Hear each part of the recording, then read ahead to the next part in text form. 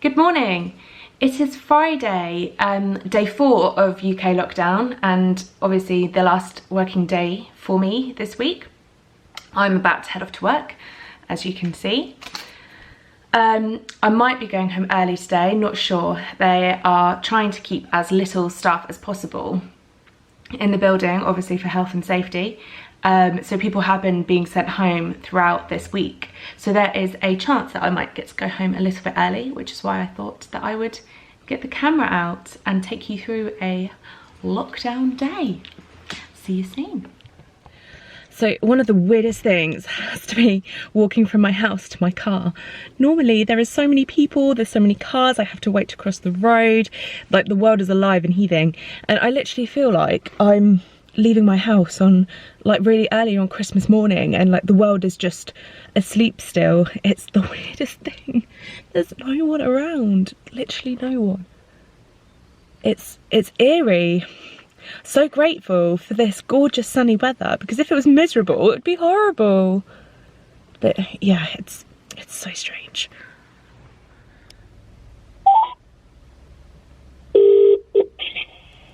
Hey, Cooper. Hey, you answered the phone quick. Yeah, that's on the table, isn't it? Guess what? What? I'm coming home. Yay! So yeah, I'm literally leaving now. Alright, cool. I'll see you very soon. Yeah, I'll see you soon.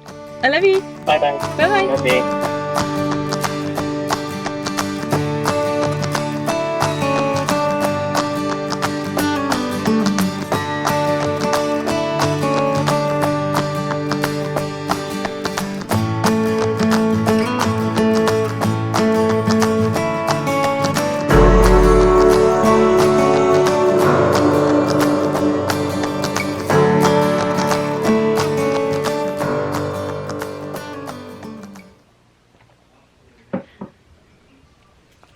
So I'm back home now, which is lovely. I've actually been back home for a few hours now. Dan and I had some lunch. I'm just in the bedroom at the moment because working from home, he's actually on a conference call at the moment in the other room. When I got home, I read some of my book and I fell asleep, which I thought I'd end up falling asleep, to be honest. With everything that's been happening at the moment, I'm so tired, and I think that's more due to the emotional side of things. It's been quite emotionally draining and quite stressful, routines completely changing and your way of life completely changing and not really knowing what's happening from one day to the next. But I've definitely been relaxing as the week's gone on, as we've slipped into a bit more of a routine. It's lovely that I've been able to come home today. They've been sending home stuff all week actually, because their aim has been to keep as little people in the school as possible, obviously to reduce infection. And I am actually not rotated on next week, which again is nice. It will be lovely just to switch off and just to relax, though I'm sure I am going to look forward to going back to work, because obviously we're in lockdown and going to work actually provides an element of freedom and has made life feel a little bit more normal. So anyway, not much to update on, although it has been released, breaking news this afternoon, that Boris Johnson, the Prime Minister of the United Kingdom, has tested positive for the coronavirus. So I mean, he hadn't done his daily speeches yesterday or the day before. Other people had been doing them, which has happened in the past, and we kind of assumed it was because he was really busy, but maybe this is why. Maybe it's because he's been unwell. So I really hope that he's okay and that the virus hasn't infiltrated too much of the people who are working to help the country right now. There's also this place called the Excel Centre in London, which is huge. We've been there several times, Dan and I. One time was something called Magic the Gathering, which is like this game. I won't get into it. And we went there, and another time was Comic-Con that we've been there. It's massive, massive, massive, massive, massive. Loads of places to eat in there, loads of huge rooms, designed basically, I think there's I think they do a beauty con there as well, designed basically for you to be able to go there and put up loads of stalls. It's absolutely huge.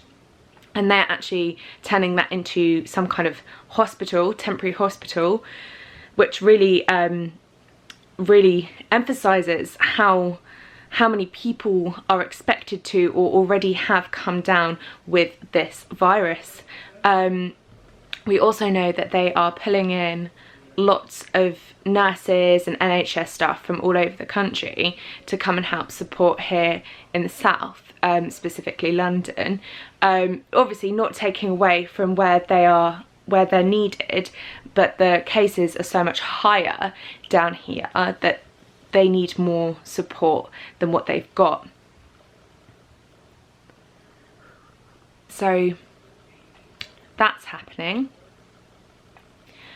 Yesterday the cases were confirmed, I can't remember the specific number, but it was well over 11,000. I think it had been our biggest daily increase yet. I think it was over 2,000 that it went up by. So we are speeding up, reaching that peak. I think the sort of vague estimations are that we'll reach our absolute peak in 3 weeks time, or 2 weeks time, which obviously is still quite a long way to go considering we're already at 11,000 cases.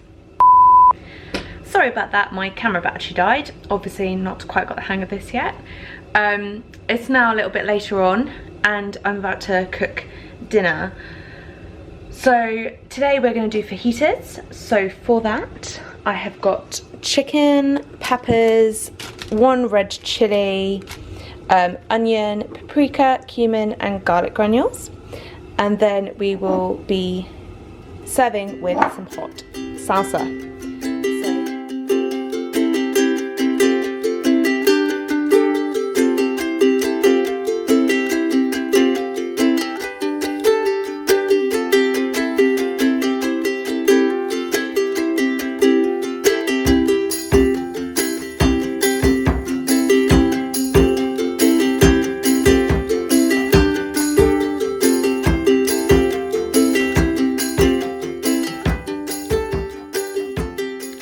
I thought I'd just finish off this video with a little update on the cases here in the UK. So positive cases are now at 14,579. We have had 2,885 new cases in the last 24 hours. And the deaths have gone up by 181, so it is now 759 in total. These numbers are jumping far quicker than they have been. Literally the past couple of days, the numbers have really started to amp up at a rate that they have not done yet in this country. A lot of people I have heard saying that we went into lockdown too late. There was a nurse on Good Morning Britain and she was saying that all these precautions that are now in place are a month too late and they should have happened a month ago. I don't know. They're getting people shut away and will be shut away for the peak that we're very soon to experience. I guess better late than never. But it's amping up here, really amping up here. So I'll see you again shortly for another day of lockdown.